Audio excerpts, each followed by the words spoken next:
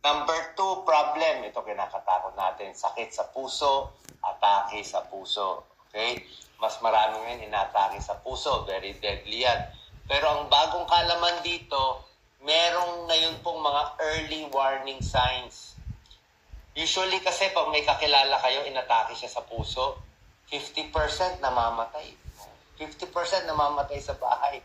Hindi naaabot sa ospital. Yan po inaaral namin bilang cardiology. 50%, minsan sa CR, doon namamatay. Hindi na umaabot. Pero, sa mga namatay sa atake sa puso, 80% sa kanila may warning sign.